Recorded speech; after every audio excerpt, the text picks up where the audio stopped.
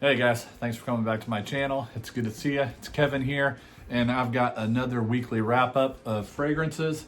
If you're just now joining my channel and you're new here and you're not familiar with this series that I have going on this channel, this is a series that I do at the end of every week where I wrap up my scent of the days for each day of that week, the previous 7 days. I just kind of talk about them in reverse from today all the way back until Monday, the Monday of the beginning of the week. Just kind of a brief little synopsis of what I've worn throughout the week.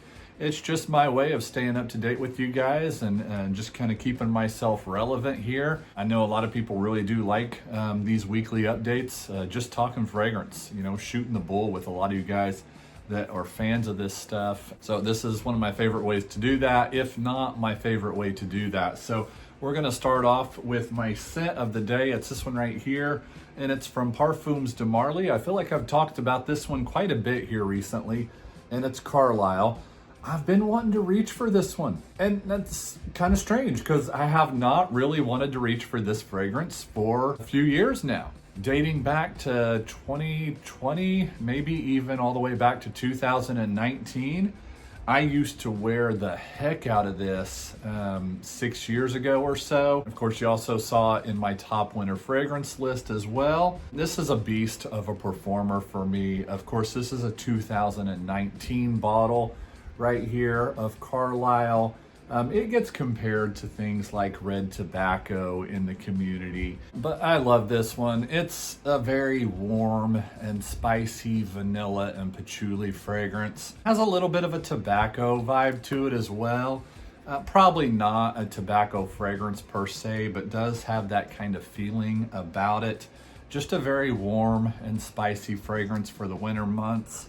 And yeah, it's one that I kind of just have to be in the mood for to wear, and for whatever reason, I've really been in the mood this winter season, this year in 2024. That's Carlisle. Probably hear about that one a few more times this winter, this year. So that was today's scent of the day. We're gonna go from that one to my Saturday scent of the day. It's this one, and it's been a cold week too, so I've been wearing some of these heavier fragrances. I would call this a tobacco fragrance. This one right here from Killian, it is Light My Fire. And Light My Fire, hence the name, it's a tobacco fragrance. So, and also like Carlisle, it is surrounded by vanilla and patchouli, tobacco as well. And it also has the note of hay. So it gives it a little bit of a dry feeling to the fragrance as well. A cedary feel to it, the woodiness in this, very cedary. Wore this one on Saturday. It's really comforting, this fragrance is. I don't wear it that often. I usually go with this one right here from Killian, which has a very similar vibe. That's Straight to Heaven. But I kind of wanted to reintroduce myself to this one from Killian, Light My Fire, which isn't one that I like to wear too often. It's not that it's a bad fragrance. It's not that it's something that I don't like. I just reach for Straight to Heaven more. They're very similar scent profiles, and that's just one that I prefer over this one.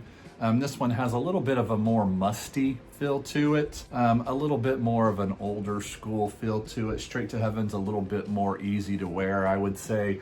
I think the tobacco in this is what kind of rubs me the wrong way occasionally, even though this is a fragrance that I actually do really like, and it probably doesn't sound like it talking about it in this video. I think this was in my top tree fragrance videos for the winter months. Now it does have the note of cumin listed in the scent notes. I don't really think it smells like cumin though.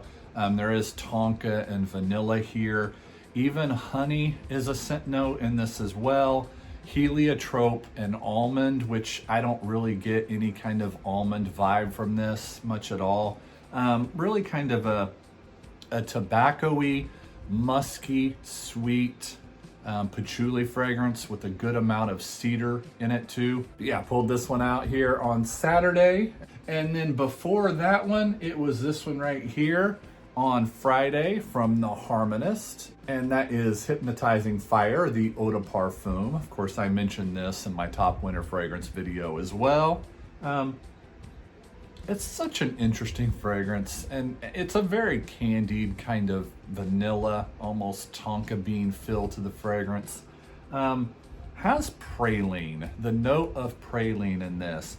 So I'm almost positive that's what's giving this fragrance its sweet, kind of sugary, candied vibe to it. The rose in this plays an interesting role. It's not what you would consider a rose fragrance at all, really, but it is noticeable. It's at least noticeable in the way of having florals in the fragrance, but everything about the fragrance smells sweet. It smells gourmand, and it smells sugary. Even the floral feel to this fragrance too. So it's not really jumping out at me as an actual rose fragrance. It just kind of has like a candied rose to it. So it's hard to explain, but it's so enjoyable, so unique. I can't really think of anything other than the parfum version of this fragrance right here. This is the Eau de Parfum. I can't really think of anything like this, and it makes it very unique within my collection. So it's something that you'll probably hear me talking about quite a bit this winter season, headed into the spring months. That's Hypnotizing Fire from the Harmonist. And then after that one, wore this one, I think on Thursday. Yeah, on Thursday, this one from Bodacious the Victorious, and it is a Bodacious, a very Tom Ford Lost Cherry, cherry fragrance here. Very similar to Lost Cherry from Tom Ford, which is a fragrance that when I first started off with Lost Cherry, I struggled with quite a bit. I felt like it was very flat as far as a cherry fragrance goes. Well, I've actually learned to love Lost Cherry over the years, but this is Lost Cherry just taking all the notes in that and amping it up quite a bit. I mean, just putting everything at like a 10 in Lost Cherry. So that style of cherry fragrance, it would shock me if this was not an inspired by fragrance. So I think Bodacious came out in 2021, I want to say, and Lost Cherry came out in either 2017 or 2018.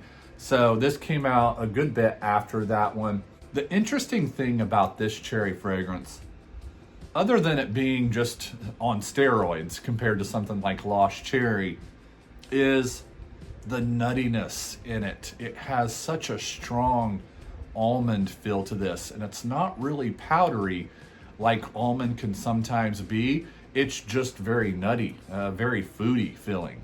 I love it. I love that aspect to it. It's much more almondy than what you get out of Lost Cherry, Bodacious. It is much more almondy. It also has vanilla and tobacco and tonka bean and cognac as well. So there is, along with that cherry, that in-your-face cherry, it also has a little bit of a booziness to it as well. It kind of dresses up the fragrance a little bit as compared to Lost Cherry, where I find that a little bit more of just a very casual cherry fragrance, and even something that I would probably use as a blender, a fragrance that I would use in a combination with something else. I've been known to do that with Lost Cherry. This for me is just a cherry fragrance that stands on its own. Probably the most impressive cherry fragrance that I own. At least if you were to ask me what's your top of the line cherry fragrance, the one that stands out to you the most, it's this one right here from Bodacious the Victorious. Bodacious. An amazing cherry fragrance. And then on Wednesday, this one from Dior, it is Ombre Nei. And I talked about this in my top winter amber and vanilla fragrances. Of course, I'm gonna probably include this in my top rose fragrances as well. It's rose and amber, very simple fragrance. It's very musky and powdery rose, very cozy, like putting on a warm cashmere sweater straight out of the dryer. I mean, that kind of feel. And the rose is just very elegant and soft. The fragrance as a whole is just kind of very soft. It doesn't have great sillage or anything like that. It doesn't project very well. It doesn't last a long time. It's just one of those very intimate fragrances, Ombre Nei, that I put on And you know, if somebody's going to be up against me, they'll probably be able to smell it in my personal space, but not a fragrance that carries or anything like that. That's Wednesday's choice, Ombre Nei from Dior. And from that one, we're going to go to Tuesday. This one right here, discontinued from Valentino, and it is Noir Absolute, Valentino Uomo Noir Absolute. This is a fragrance that has really skyrocketed with its prices, so it's a little bit ridiculous. Out of hand, I would say, not something that I would recommend to somebody to go and find, or, you know, unless you're a collector like me and you like to try to find things like that, unicorns that have been discontinued and are harder to get your hands on, then yeah, I would recommend Noir Absolute to you. This is all about the spiciness and the woodiness. It's a great sandalwood fragrance. If you're a fan of creamy sandalwoods and you like a good bit of spices, I highly recommend this one to you. But yeah, with the prices on it right now that are floating around out there on the gray market, I honestly wouldn't be able to expect anybody to put up with that or to search this one out, simply because of that, because prices are extremely high for this one. But yeah, sandalwood, spices. This one's all about the cinnamon, pepper, sandalwood, and it's even got a little bit of a smoky edge to it, just a little bit. Mostly it's about the sandalwood and the cinnamon, the spices. I would probably call this the best sandalwood fragrance that I've ever owned. And sandalwood as a note is just one of those notes that's very prominent in a lot of fragrances. So for me to call this the best sandalwood I've ever owned is saying quite a bit about it. Yeah, but that's Tuesday's Valentino Uomo Noir Absolute. And Mondays was this one right here from Serge Lutens, and it is Ekan de Fume, a new fragrance for 2023. And I talked about this one recently, and my best fragrance was for 2023. And this is a very, very powdery cacao fragrance. Maybe even a little bit of a cherry vibe to it as well. Chocolatey even, chocolatey. Cacao, powdery, feels like an almond / cherry feel to it. Patchouli in it as well, a little bit of a rum feel to it. Maybe even some tobacco in it. It's not a tobacco fragrance per se. Even though the official notes do list tobacco, I wouldn't consider this a tobacco fragrance, not at all. Don't purchase it or look to purchase it thinking that, oh, I'm a lover of tobacco. Yeah, that sounds right up my alley. Probably not. I would think that this focuses more on that powdery, kind of chocolatey feel to the fragrance. Very understated, so it's not a fragrance that really performs hugely or anything like that, but it's not a weaker one either. Very moderate though. Ekan de Fume. That was one of my absolute favorite new fragrances for 2023 this year, and I wore this one on Monday.